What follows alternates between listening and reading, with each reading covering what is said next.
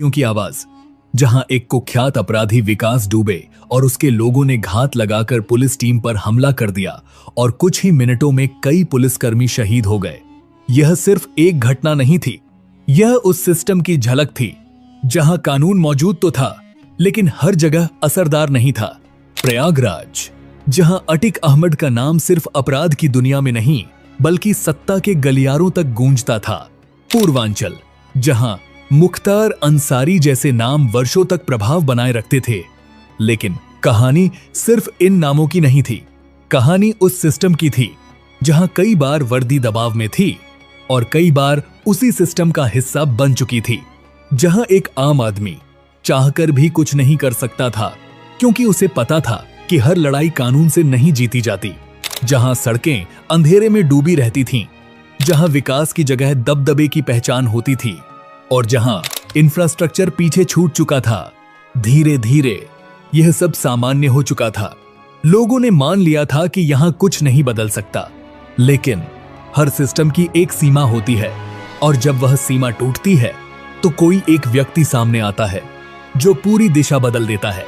और उत्तर प्रदेश की इस कहानी में एक ऐसा क्षण आया जब एक नाम सामने आया, योगी आदित्यनाथ। एक ऐसा नेतृत्व जिसने केवल सत्ता संभालने का काम नहीं किया बल्कि उस सिस्टम को सीधी चुनौती दी जिसे लोग सालों से अटल मान चुके थे। और यहीं से शुरू हुई उस बदलाव की कहानी जिसने पूरे राज्य की दिशा बदल दी। आइए समझते हैं आखिर उत्तर प्रदेश ने इस अंधेरे दौर से बाहर निकलकर खुद को कैसे बदला। अजय सिंह बिष्ट का जन्म एक साधारण परिवार में हुआ जहां उनके पिता आनंद सिंह बिष्ट एक फॉरेस्ट रेंजर थे और घर का माहौल अनुशासन, सादगी और जिम्मेदारी से भरा हुआ था। स्कूल के दिनों में ही उनके भीतर एक अलग तरह की गंभीरता दिखाई देने लगी थी, जहां वे केवल पढ़ाई तक सीमित नहीं रहते थे बल्कि आसपास हो रही चीजों को ध्यान से देखते और समझने की कोशिश करते थे। गणित में उनकी रुचि ने उन्हें आगे की पढ़ाई की ओर बढ़ाया, लेकिन इसी दौरान उन्होंने समाज के उस पहलू को भी देखना शुरू किया जहां समस्याएं केवल किताबों में नहीं बल्कि लोगों की जिंदगी में मौजूद थीं। कॉलेज के दिनों में उनका झुकाव छात्र जीवन और सामाजिक मुद्दों की ओर बढ़ने लगा, जहां उन्होंने पहली बार महसूस किया कि केवल व्यक्तिगत सफलता काफी नहीं है बल्कि एक बड़ा प्रभाव भी संभव है।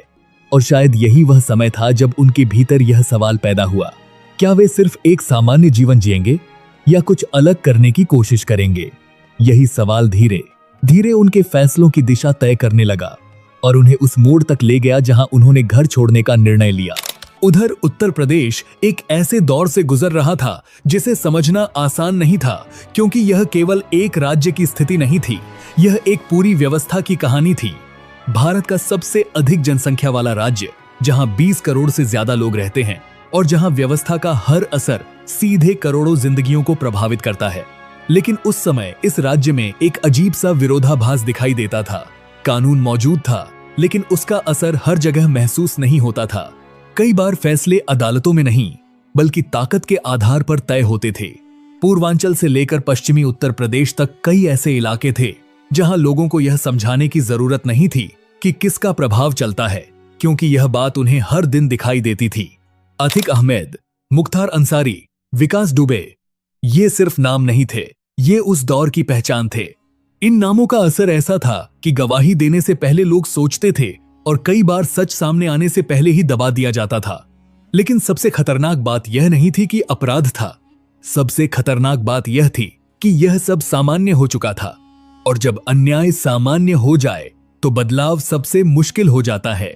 इसी बीच अजय सिंह बिष्ट गोरखपुर पहुंचते हैं और यह केवल एक शहर में प्रवेश नहीं था, यह उस दुनिया में कदम रखना था जहां समाज, धर्म और राजनीति एक साथ चलते थे। गोरखनाथ मठ से जुड़ना उनके जीवन का निर्णायक मोड़ बनता है, क्योंकि यहां उन्होंने केवल आध्यात्मिकता को नहीं अपनाया बल्कि उन्होंने समाज को जमीनी स्तर पर समझना शुरू किया। महंत अवैद्यनाथ के साथ उनका संबंध केवल गुरु शिष्य का नहीं था, यह एक ऐसी परंपरा का हिस्सा बनना था जो समाज पर गहरा प्रभाव डालती रही है। और इसी प्रक्रिया में अजय सिंह बिष्ट योगी आदित्यनाथ बन जाते हैं। लेकिन असली बदलाव अभी शुरू ही हुआ था, क्योंकि यह केवल पहचान का परिवर्तन नहीं था, यह उस सोच का निर्माण था जो आगे चलकर एक पूरे राज्य की दिशा बदलने वाली थी।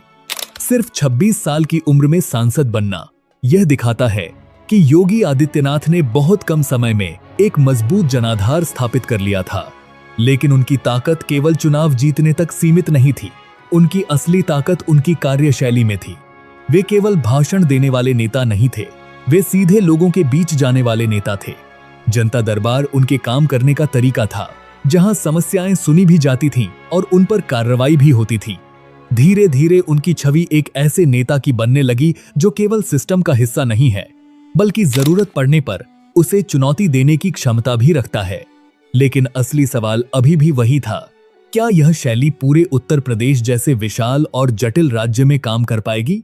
साल 2017 उत्तर प्रदेश की राजनीति में एक ऐसा मोड़ आता है जो इस कहानी की दिशा बदल देता है।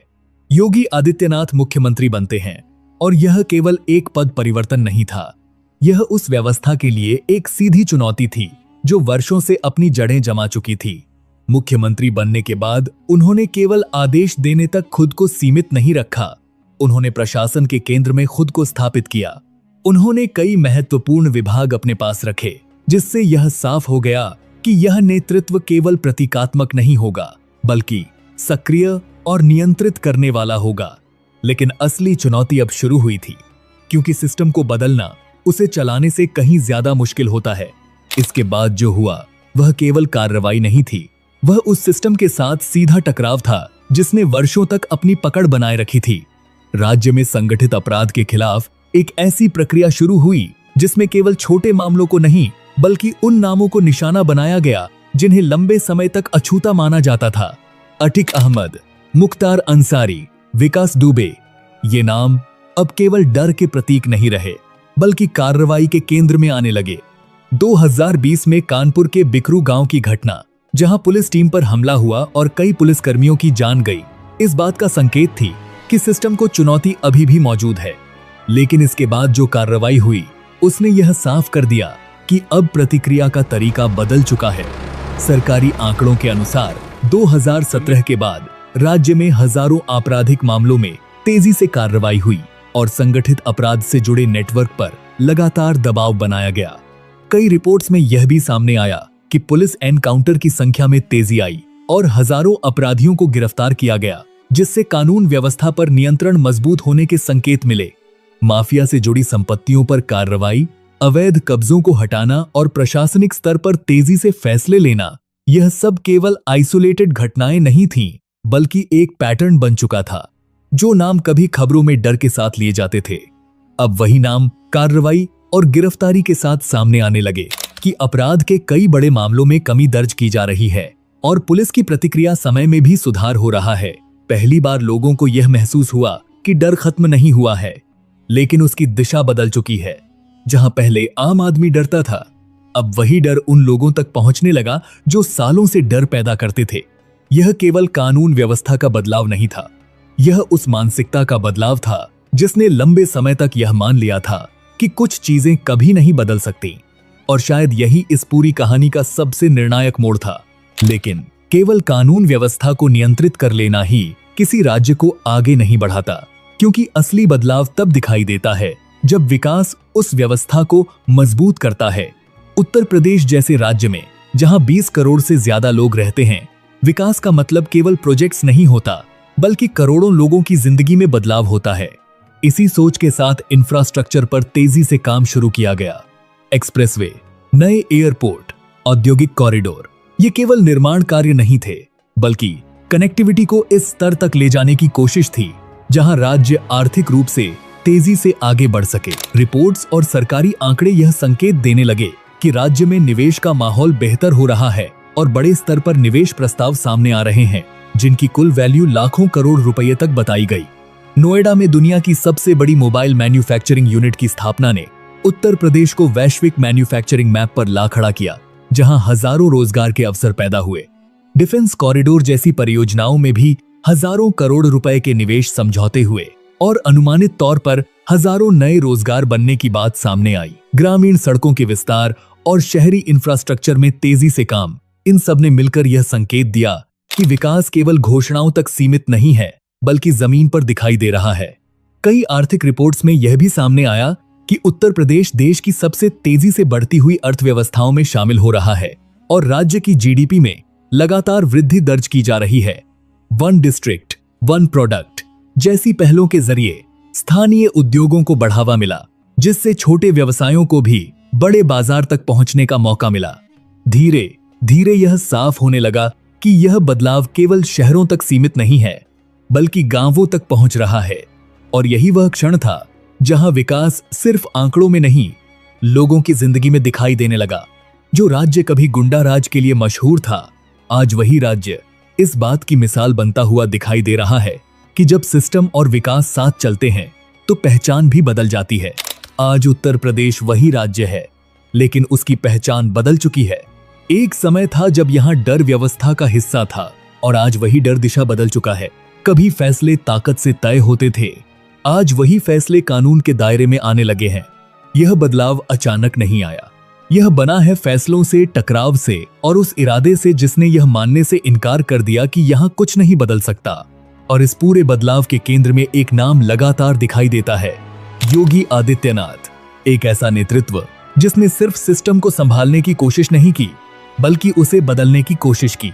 जो राज्य कभी गुंडा राज के लिए जाना जाता था, आज वही राज्य इस बात की मिसाल बन चुका है कि जब सिस्टम बदलता है तो पहचान भी बदल जाती है, क्योंकि इतिहास अपने आप नहीं बदलता, उसे बदला जाता है। अगर वीडियो अच्छा लगा हो तो चैनल को सब्सक्राइब कर लेना। मिलते हैं अगले वीडियो में।